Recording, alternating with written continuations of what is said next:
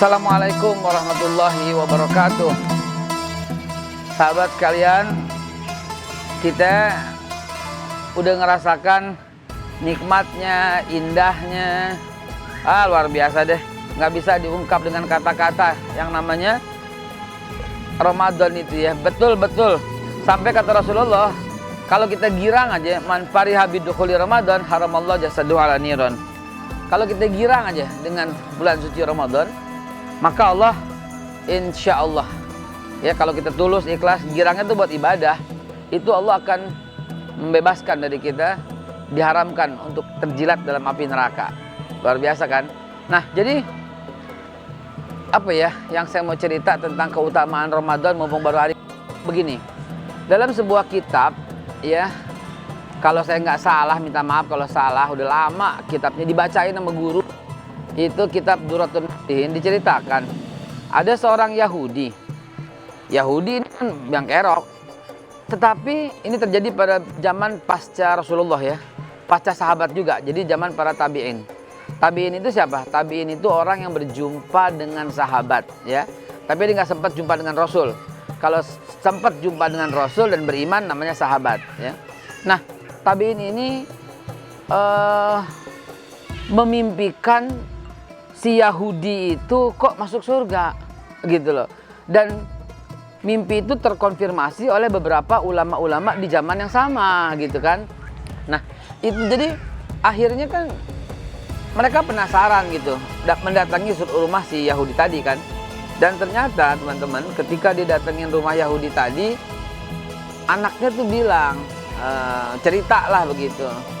Suatu hari katanya dia, di dalam bulan Ramadan saya makan di pasar, kata si anak nih, bapaknya udah meninggal kan.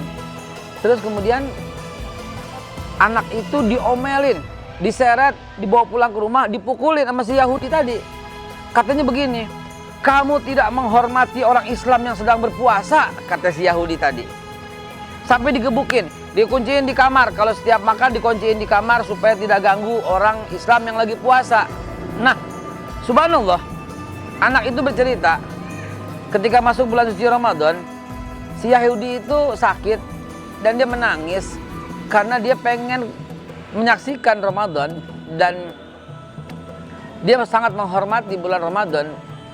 Akhirnya di dalam detik-detik terakhir itu si Yahudi itu bersyahadat dan disitulah dia masuk Islam.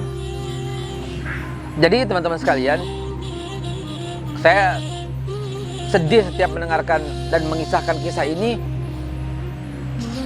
Orang yang gembira dengan datangnya bulan suci Ramadan dan dia akan sambut dengan ibadah, bersukaria malam hari, mengurangi waktu tidurnya untuk bermunajat kepada Allah. Itu Allah cinta banget. Nah, mumpung Ramadan baru hari kedua, gimana kalau kita niatkan sungguh-sungguh tahajud kita, tadarus kita full sampai akhir Ramadan. Mudah-mudahan ya. Yuk kita niat.